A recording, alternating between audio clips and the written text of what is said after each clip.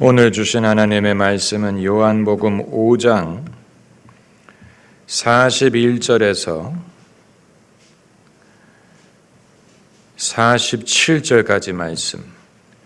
요한복음 5장 41절에서 47절까지 우리 함께 읽겠습니다. 나는 사람에게 영광을 취하지 아니하노라. 다만 하나님을 사랑하는 것이 너희 속에 없음을 알았노라. 나는 내 아버지의 이름으로 왔음에 너희가 영접지 아니하나 만일 다른 사람이 자기 이름으로 오면 영접하리라. 너희가 서로 영광을 취하고 유일하신 하나님께로부터 오는 영광은 구하지 아니하니 어찌 나를 믿을 수 있느냐? 내가 너희를 아버지께 고소할까 생각지 말라. 너희를 고소하는 이가 있으니 곧 너희의 바라는 자 모세니라. 모세를 믿었다면 또 나를 믿었으리니 이는 그가 내게 대하여 기록하였음이니라. 그러나 그의 글도 믿지 아니하거든 어찌 내 말을 믿겠느냐 하시니라. 아멘. 영화 벤허를 보면 주인공 유다 벤허는 이스라엘의 귀족으로 나오는데 예수님과 같은 나이의 젊은이로 나옵니다. 그래서 벤허가 30살이 됐을 때 어느 날 야자수 나무 밑에서 쉬고 있는데 어떤 할아버지가 벤허에게 다가와서 당신이 내가 찾는 사람이냐 이렇게 질문을 합니다. 이제 자초지종을 알아본 즉 이 할아버지가 누구냐면 30년 전에 예수님을 찾아와서 경배했던 동방박사 중에 한 사람. 이 사람이 그때 이미 받은 예언을 기억하고 이제 그때 태어나셨을 때 우리가 경배했던 그분이 30살이 돼서 이제는 공생애를 시작하신 나이가 되었기 때문에 그 예수님을 찾으러 온 거예요. 그러다가 같은 나이에 벤허가 혹시 그 사람인가 해서 벤허에게 말을 거는 것으로 이 일을 통해서 벤허와 예수님이 인연이 맺어지게 된다는 얘기입니다. 그러니까 30년이 지나갔어요. 여러분 30년 동안 연락하지 않고 지내는 친구분들이 있을 겁니다. 30년이 굉장히 긴 세월이 아니냐? 아니에요. 우리가 살아봤더니 30년은 그렇게 긴 세월이 아니에요. 제가 한국에 와서 목회를 시작한 것이 30년 전의 일이에요. 제가 같이 신학교를 다니던 친구들은 30여 년 전에 알던 사람들이고 그 중에는 그 오랜 세월 동안 연락하지 않고 지내는 사람들이 많습니다. 그 이전 30년 이전에 대학교를 같이 다녔던 친구들, 그 당시 같은 교회 생활했던 사람들 중에는 30년이 뭡니까? 그보다 더 오랜 세월 동안 연락을 하지 않고 살았는데 그럼에도 어떻게 연락을 하게 되면 마치 30년이 없었던 것처럼 그동안에 지나간 세월이 없었던 것처럼 그 사람을 알고 그리고 서로 대화하고 서로 같이 주고받을 수가 있습니다. 제가 뉴욕에서 대학원을 다닐 때 출석하던 교회 목사님이 그때가 86년도였으니까 34년 전, 제가 50살이었을 때 34년 전 그 목사님은 제가 그 교회를 떠난 다음에 한 번도 뵌 적이 없어요. 뵐 기회가 없었죠. 그런데 이번에 제가 책을 출판을 앞두고 그분에게 책의 서평을 써달라고 연락을 했는데 여러분 34년이 전혀 없었던 것처럼 저도 그분을 기억하고 그분도 저를 기억하고 저도 그분이 그동안에 사역하신 것을 알고 그분도 제가 사역을 한 것을 알고 언제라도 주님이 기회를 주시면 우리는 언제든지 같이 주님을 섬길 수 있는 그런 입장에 있다는 것을 다시금 깨닫게 된 거예요. 그러니까 동방 박사가 30년 전에 경배하러 왔던 그 아기 예수님이 이제는 어른이 되셨을 텐데, 어른이 되신 예수님이 어떻게 변하셨을까? 이제 어떤 일을 하고 계실까를 찾아온 것처럼, 여러분, 누가 우리를 그 오랜 세월 동안 본 적도 없고 만난 적도 없고 접할 기회가 없었다고 하더라도 만일 그 세월이 지난 후에 우리를 만났다면 그분들이 보기에 우리의 삶에 어떤 변화가 있으리라고 생각이 됩니까? 어떤 변화가 있어야 되겠습니까? 만일 그렇게 세월이 많이 지났는데 하나도 바뀐 게 없다. 그때 그 모양, 그 모습이다. 그 사람 살던 그대로 여전히 있다라고 한다면 하나님이 이전에 나를 위해서 주신 예언이 없었다는 말이고 하나님이 나를 위해 예비하신 약속이 없었다는 말밖에는 되지 않는 것입니다. 그게 아니고 그 이전에 이미 하나님이 내게 약속을 갖고 계셨고 그것을 예언을 통해서 말씀을 하셨다면 30년이 지났을지라도, 가급적이면 가운데 카메라를 써주시기 바랍니다. 30년이 지났을지라도 뭔가 내가 변한 것이 있어야 됩니다. 네. 어떤 식으로 변하느냐? 그 하나님의 약속에 더 가까이 가는 식으로 내가 변한 면이 있어야 된다. 그렇지 않습니까? 그렇게 많은 세월이 지났는데 만약에 그때나 지금이나 내가 하나도 달라진 게 없고 그대로 그때 그대로 살고 있다면, 그렇다면 내 삶 속에는 하나님이 하시는 일이 없다는 얘기, 하나님이 약속하신 게 없어요. 이루어질 것도 없어요. 그 동방 박사가 기대하고 찾아왔던 것처럼 기대할 만한 것이 없다는 얘기예요. 왜냐하면 하나님이 우리에게 약속하신 것도 없고 예언하신 것도 없고 그렇기 때문에 세월이 지나더라도 바뀔 이유가 없는 것입니다. 여러분, 그것은 만약에 기독교인에게 그런 일이 있다면 그건 정말 비극이고 그 사람은 정말 하나님께 부르짖어서 기도해야 될 것입니다.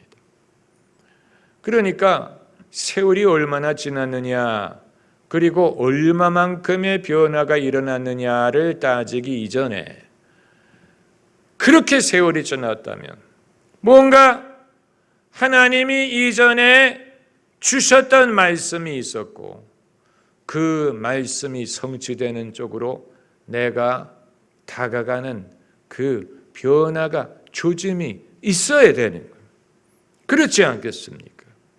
만약에 그 동방 박사가 많은 기대를 하고 예수님이 어디 계실까, 어떤 일을 하고 계실까를 찾아왔는데 만약 예수님이 아직 목수의 일을 하고 계신다든가 아직도 어떤 뚜렷한 조짐이 보이지 않았다면 실망했을 것입니다. 그러나 배너에서는 이제 그 동방 박사가 다시 배너를 우연히 마주쳤을 때 그분을 내가 찾았다. 그분을 내가 찾았다. 그러면서 산상에서 제자들을 가르치시는 예수님이 계신 곳으로 배너를 인도하는 그런 장면이 나옵니다. 그때 아직 배너는 예수님을 믿지 않기 때문에 저기 먼 곳에 산에 예수님이 올라가셔서 사람들을 가르치시는 것을 멀리 바라보기만 하고 배너는 그냥 지나가고 그 동방 박사는 예수님의 말씀을 듣기 위해 그 무리로, 그 무리 가운데 이제 섞이는, 여러분, 우리는 세월의 흐름 속에서 과연 내 삶 속에 하나님의 계획이 어떤 속도로 이루어지는지를 매일매일은 알 수가 없어요. 그건 마치 빙하가 움직이는 것을 우리가 눈으로 확인할 수 없는 것처럼 하나님이 하시는 일을 매일매일 그 진전을 볼 수는 없을 거예요. 그렇기 때문에 동방박사처럼 오랜 세월 동안 나와 떠나 있다가 만나게 될 때, 그때 그렇게 많은 세월이 지나간 것을 후에 만나게 될 때 그 사람의 눈에는 오래전에 우리가 같이 있을 때 주님이 이런저런 예언을 하셨고 그때 우리가 이런저런 믿음을 갖고 있었는데 이제 세월이 지난 후에 봤더니 하나님의 그때 주셨던 말씀에 가까이 가는 쪽으로 그 사람이 가고 있구나, 이런 발전이 있구나 하는 것을 볼 수가 있어야 되는 것입니다. 볼 수가 있어야 돼. 예언의 중요성. 예언이라 하면 예언 자체가 어떤 하나님의 말씀을 만들어내는 것은 아니에요. 다시 말하면 하나님이 축복을 약속을 하시고 그리고 누가 그것을 예언을 해 주므로 그 약속을 우리가 알게 되는 것이지, 누가 그냥 예언의 은사가 있는 것만으로 하나님이 약속하시지 않는데 누가 예언을 하는 것으로 없는 것을 있는 것처럼 만들 수 있는 건 아니에요. 그렇기 때문에 예언을 해주는 사람이 있든지 없든지 간에 그보다 더 중요한 것은 하나님이 당신의 헌신된 자녀를 위해 무엇인가를 약속하신다는 것, 예비하신다는 것, 그게 중요한 거예요. 그게 있고 그리고 하나님이 그것을 비전으로 보여주시든 꿈으로 보여주시든 예언으로 보여주시는 것이지, 그 약속이 없는 상황에서는 우리가 아무리 은사를 갖고 있다고 하더라도 별 소용이 없을 것입니다. 은사를 갖고 있다는 사실 자체가 없는 것을 만들어낼 수 있는 건 아니에요. 하나님이 예비하시는 게 있어야 돼요. 정하시는 게 있어야 돼요. 하나님이 정하시는 것을 우리가 어떻게 발견할 수 있느냐, 그걸 떠나서 나를 위해 하나님이 무엇을 어떻게 정하시게 할 수 있느냐, 어떻게 하면 하나님이 야곱을 축복하신 것처럼 나도 축복하실 수 있느냐, 그건 아주 중요한 질문이.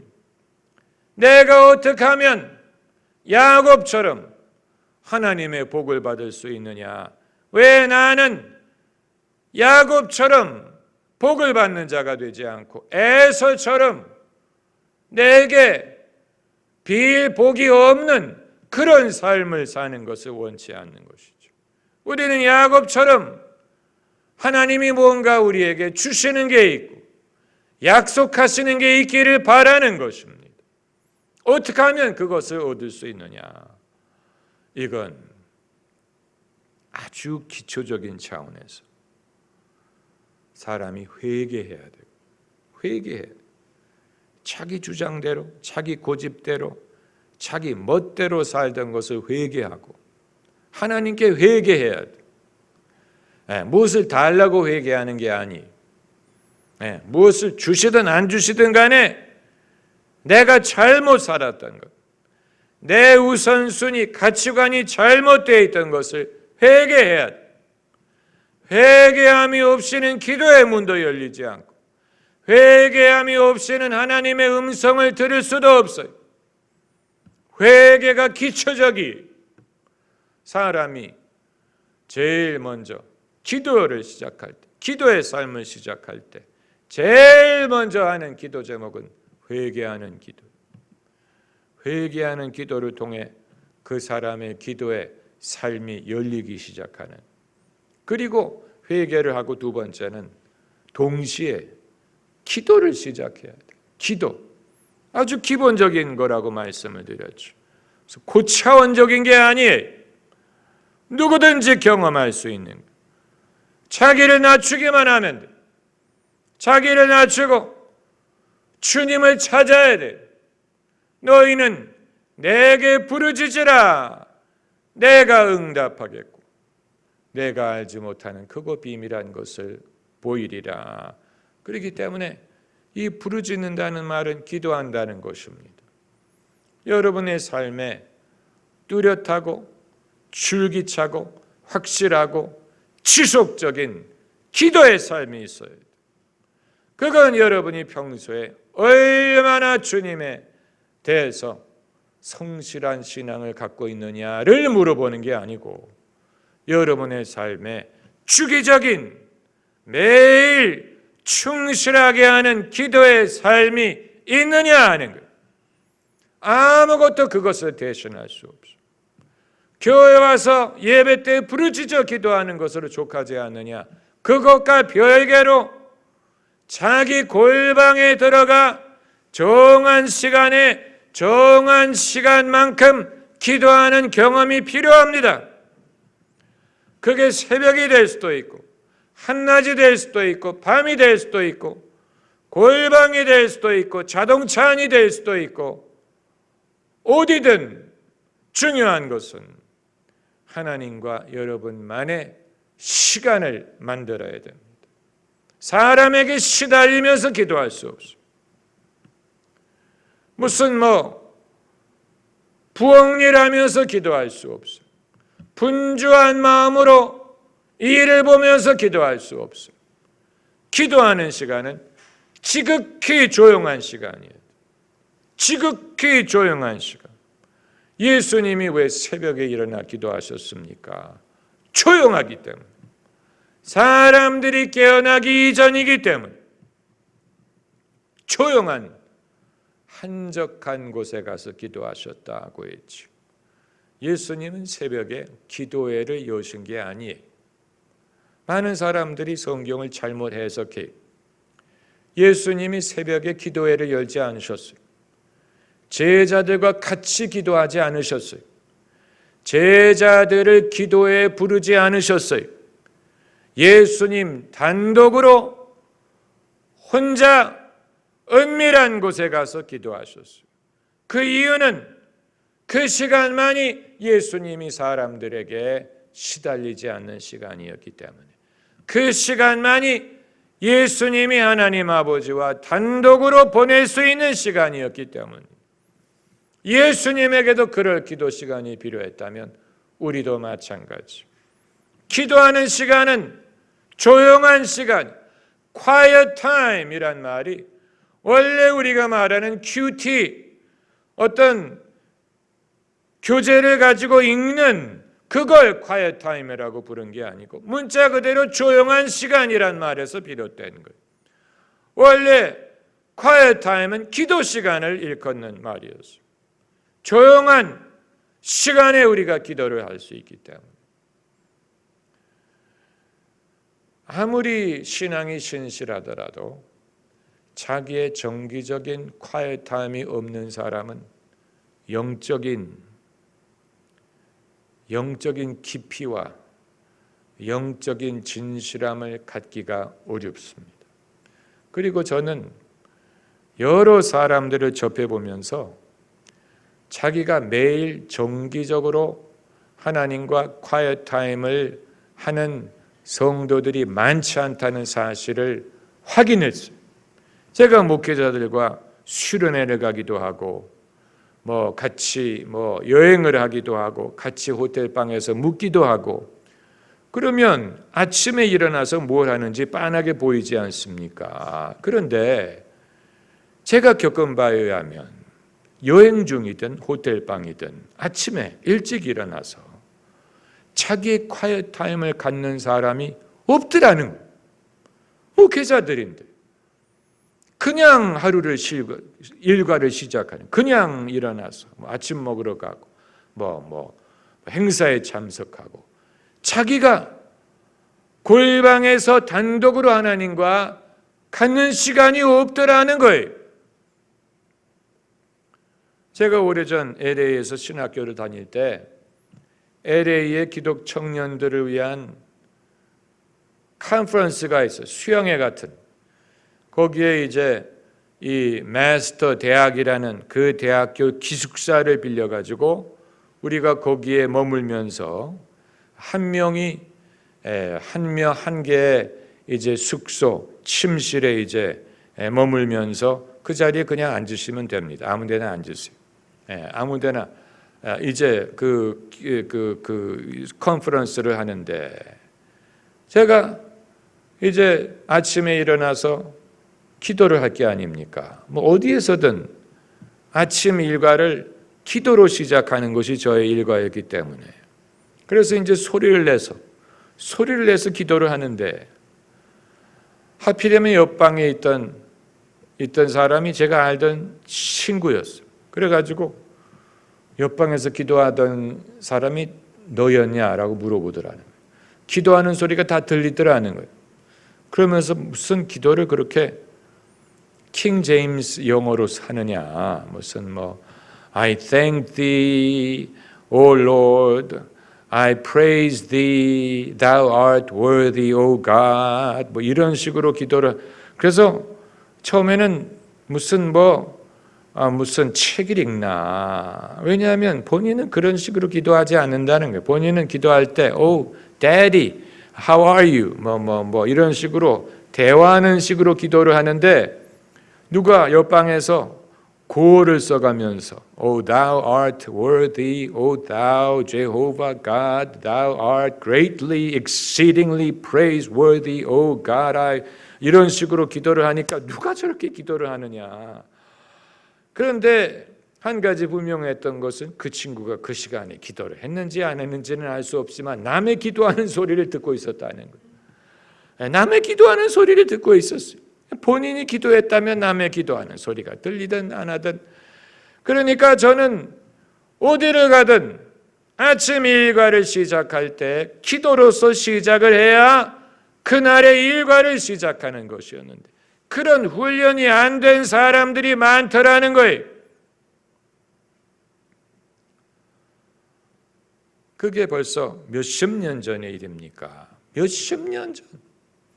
제가 주의종으로 헌신했을 때가 만 26이었는데 만 26에 시작한 경건의 습관이 지금까지 지속이 됩니다. 그때 시작했던 경건의 습관을 지금까지 유지하고 있고 그 경건의 훈련을 통해 저는 모든 영적인 훈련을 그런 식으로 제가 도덕을 하는 거예요. 그런 것을 통해서 예언하는 훈련을 하고. 왜냐하면 혼자 기도하면서 예언을 하는 거예요. 제가 남에게 예언을 할 때 그 예언하는 방법은 혼자 하면서 터득하는 거예요. 또 설교를 하는 거예요. 설교하는 어법, 설교하는 어휘 이런 것도 혼자 기도하면서 터득한 거예요. 기도하면서 하나님이 감동을 주시면 그것으로 말을 하고 예언을 하고 그것으로 하나님의 말씀을 선포하고 믿음을 고백을 하고 그게 다 예언의 언어가 되고 설교의 언어가 되고 그리고 혼자 기도하는 시간에 성령이 감동하시면 찬양을 불렀어요. 처음부터 그렇게 한 게 아니었어요. 그런데 세월이 지나면서 quiet time 하는 중에 찬송이 흘러나오기 시작하더라고요. 제가 왜 예배 중에 기도 인도할 때 찬양부터 하느냐? 그때 그 습관이 지금까지 지속이 된 거예요. 그때 혼자 기도할 때 찬양을 부르던 그것이 습관이 돼서 예배를 인도할 때도 제가 일부러 분위기를 만들려고 그렇게 하는 게 아니고 기도를 하려고 하면 찬양부터 흘러나와요. 그러면 그건 성령께서 하게 하시는 것으로 믿고 그냥 찬양을 해요. 찬양을 불러요. 그러면서 깨달음이 와요. 뭔가가 깨달아져요.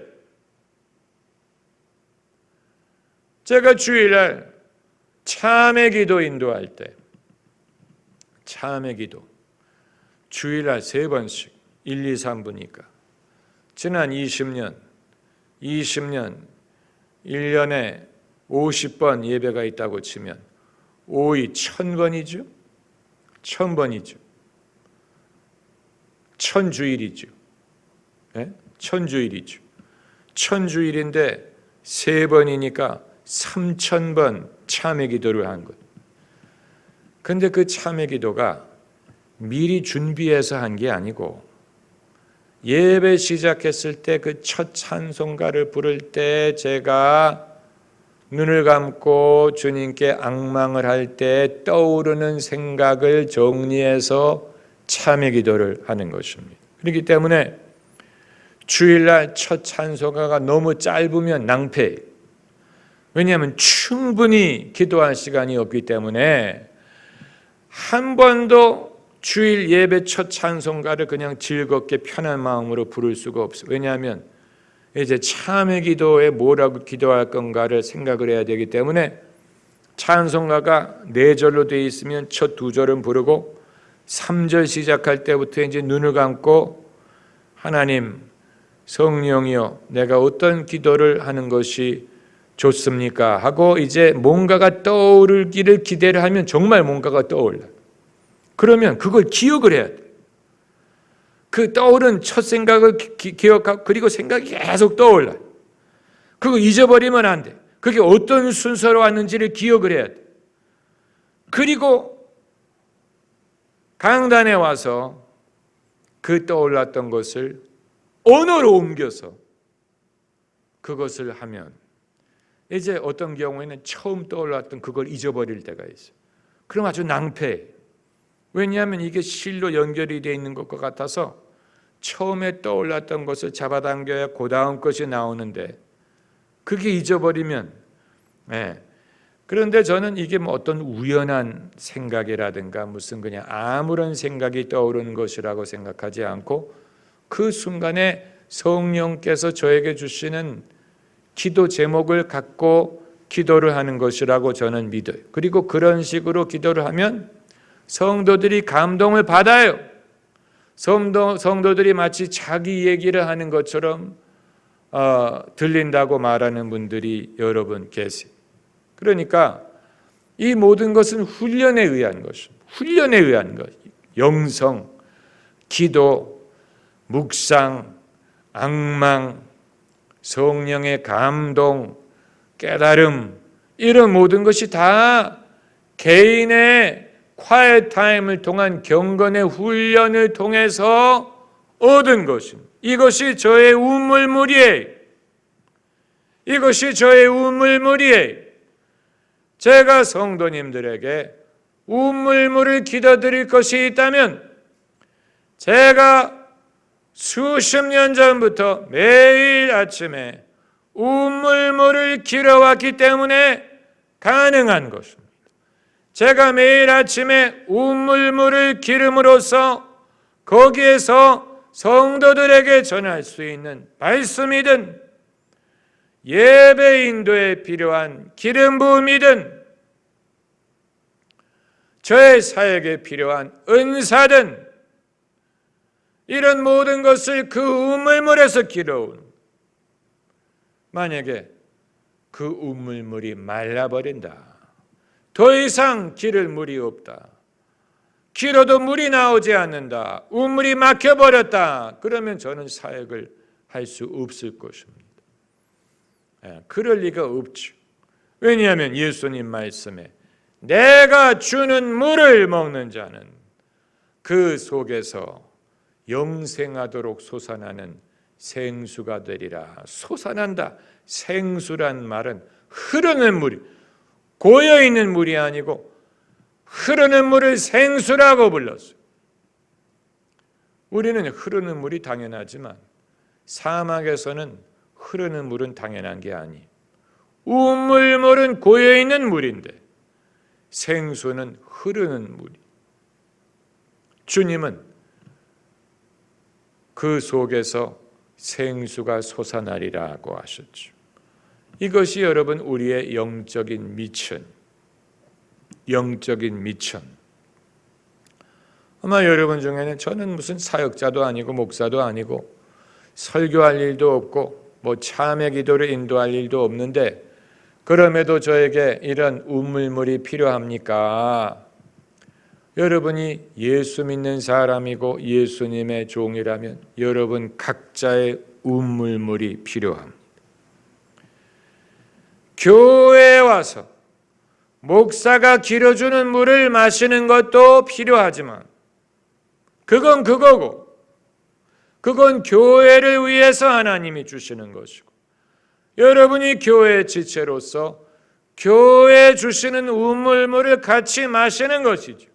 그러나 여러분 각자의 우물물이 있어야 여러분도 매일 그것을 마시고 가족들에게도 그 물을 마시우게 할 수가 있어요. 여러분이 그 우물이 있어야 여러분도 주님의 일을 할 수가 있는, 여러분이 찬양 인도를 하든 싱어를 하든 무슨 셀 모임을 인도하든 직장에서 성경 공부를 가르치든 1대1을 하든 사람들 전도를 하든 어떤 일을 하든 영적인 일을 할 때 여러분에게 우물이 있어요. 우물물에서 여러분의 물을 길러야 돼. 그걸 기를 수 있는 방법을 여러분이 이미 찾았어야 되고 여러분에게 그것이 익숙해야 되고 그 물이 지속적으로 나와서 목마름이 없어야 됩니다. 아주 중요한 것입니다. 이것은 목사가 여러분을 채근할 수 없는 일입니다. 왜냐하면 여러분이 하루 일과를 어떻게 사는지 제가 참견할 수 없죠. 아침마다 찾아가서 기도를 하는지 성경을 읽는지 아무도 채근할 수 없죠. 이건 누구도 할 수 없어요. 부모도 자식의 경건의 삶에 대해서 채근할 수 없어요. 어떻게 합니까? 어떻게 합니까? 그건 하나님과 나만이 아는 일. 주님이 말씀하신 골방이라는 것이 결국은 왜 골방이냐? inner chamber. 왜 골방이란 말을 쓰셨느냐면 기도할 때 남 보지 못하는 데서 하라라는 그런 뜻이 아니고 하나님과 나만이 아는, 하나님과 내가 정기적으로 늘 만나는 만남의 장소와 공간을 뜻하는 말이에요. 골방, 나의 골방. 여러분에게 골방이 있으셔요. 여러분에게는 골방이 있으십니까? 여러분의 골방이 있어야 돼. 그게 별도의 방을 뜻하는 건 아니에요. 그러나 여러분의 별도의 공간, 별도의 시간, 별도의 행위가 있어요. 주님과의 교통을 위해서 여러분이 주도적으로 시간을 내고 그 장소를 찾아가고 익숙한 장소. 한번 따라해 보세요. 익숙한 장소. 예수님도 익숙한 곳을 찾아가셨어요. 한적한 곳, 익숙한 곳을 찾아가셨어요. 사람은 자기가 익숙한 곳에 가서 기도해야 돼요. 자신의 골방이 익숙한 곳에 있어야 돼요. 이 오늘 본문 말씀 41절에 나는 사람에게 영광을 취하지 아니하노라. 예수님께서 하신 말씀. 예수님이 이적을 행하심으로 제자들에게 당신의 영광을 보이셨다고 하지 않았습니까? 그런데 사람에게 영광을 취하지 않는다는 말씀이 무슨 뜻입니까? 이 말은 예수께서는 당신의 칭찬이든 상급이든 알아주는 것이든 인정하는 것이 사람에게 오는 것이 아니었다는 얘기. 만일 예수님이 바라셨던 칭찬이든 공로든 인정받음이 사람으로 말미암는 것이었다면 예수님은 십자가의 길을 가시지 않았을 거예요. 십자가의 길을 가는 사람은 사람에게 오는 평판이든 칭찬을 구하지 않아요. 만일 십자가의 길을 가는 사람이 사람에게 오는 영광을 구하였다면 그건 마치 사형 집행을 향해 가는 사형수가 팬들에게 사인해 주는 것 같아요. 말도 안 되는 얘기죠. 팬들의 그 인기를 누리고 팬들에게 사인을 해주려는 사람은 사형 집행하는 곳에 가지 않아요. 예수님은 골고다를 가셨어요. 골고다에 가서 치욕을 당하시고 순환을 당하실 분이 사람들에게 영광을 구할 리가 없죠. 그건 무의미한 거예요. 예수님이 십자가를 메고 가실 때 길가에 나를 위해 우는 사람이 몇 명이나 있을까를 눈여겨보셨을 것 같아요. 예수님이 십자가를 메고 가실 때 예수님 그러면 안 돼요. 예수님 어디 가서 이런 식으로 하는 사람들이 길가에 얼마나 있는가를 찾아보셨을 것 같습니까? 그건 무의미한 일이. 십자가를 지고 이제 돌아가실 양반이 그 가는 길에 사람들이 울고 그런 사람이 있든 없든 그게 무슨 의미가 있겠어요? 그렇죠? 만약에 예수께서 그런 사람들의 추종이라든가 인기라든가 이런 거를 바라셨다면 골고다의 길을 가지 않아요. 예수님이 골고다의 길을 가기로 작정하셨을 때는 이제는 당신의 영광이 세상에서 오는 것이 아니고 하나님 아버지로 말미암은 거라는 것을 아셨기 때문에 골고다의 길을 가실 수가 있었다. 그래서 당신이 옳다고 인정해 주실 분이 하나님 아버지라는 걸 믿고 있었다. 사람들이 그것을 인정해 주기를 바란 게 아니라 사람들에게 그것을 바라셨다면 골고다의 길을 가실 리가 없죠. 그게 바로 나는 사람에게서 영광을 취하지 아니하노라라는 말씀의 뜻입니다. 그건 우리도 마찬가지. 우리가 사람들을 섬기고 사람들을 위해 수고하고 사람을 사랑하려고 애를 써요. 그러나 사람에게 칭찬을 기대하는 건 아니에요. 사람에게 인정을 받기를 기대하는 건 아니에요. 만약에 사람에게 인정받기를 기대하고 사람을 섬겼다면 그건 순전한 동기가 아니에요. 우리가 사람들을 섬기고 사랑하고 세상 모든 사람들에게 복음을 전하고 그렇게 하지만 우리가 사람에게 칭찬과 존귀를 얻기 위해 하는 게 아니고 우리의 상급은 하나님으로 말미암는 것입니다. 그렇기 때문에 오른손이 하는 것을 왼손이 알지 못하게 하는 이유는 우리가 하는 섬김이든 봉사의 일이 사람을 염두에 두고 한 것이 아니기 때문에 사람이 알아주든 알아주지 않든 그건 중요하지 않다는 거예요. 대부분의 경우는 안 알아줘요. 오해할 때가 많고 왜곡할 때가 많아요. 아무리 사람들을 위해 섬기더라도 한 번 기분이 상하면 떠날 수 있는 게 사람이에요. 그렇기 때문에 사람의 칭찬을 바라고 우리가 수고한 것이었다면 실망하고 실족할 것입니다. 실망하고 실족할 것입니다.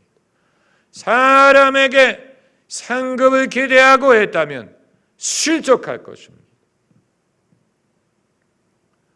그렇기 때문에 예수님이 하셨던 것처럼 우리는 굳이 영광까지 가지는 않더라도 명예든 칭찬, 명성, 상급이 사람으로부터 오는 것이 아니라는 사실을 늘 기억해야 돼요. 사람들이 좋게 생각하든 사람들이 칭찬을 하든 알아주든 사람들이 다 알아줄 수도 없고, 그리고 사람들은 다 자기 살기 바쁘기 때문에 그렇게 남에 대해서 신경 안 씁니다. 우리가 그것을 깨달아야 됩니다. 사람들 그렇게 남에 대해서 신경 안 써요. 우리도 남에 대해서 신경 별로 안 쓰잖아요. 우리 사느라고 바쁘잖아요. 그렇잖아요. 남들도 마찬가지. 남에게서 무엇을 기대하면 얼마나 얻을 수 있겠어요? 뭐를 기대할 수 있겠어요? 우리의 상급은 하나님으로부터 오는 것입니다. 은밀히 보시는 주께서 갚으시리라 하셨어요. 은밀히 보시는 주께서 갚으시리라. 그걸 예수님을 본받는 것입니다. 예수님이 아버지께서 오는 영광을 바라셨어요. 아버지께서 예수님을 영화롭게 하셨어요. 어떻게? 사흘 만에 일으키심으로 모든 이름 위에 뛰어난 이름을 주셨죠. 그게 진짜예요. 그게 진짜 영광이. 예수님은 사람의 영광을 바라지 않았어요. 우리도 마찬가지. 기도하십시다. 할렐루야.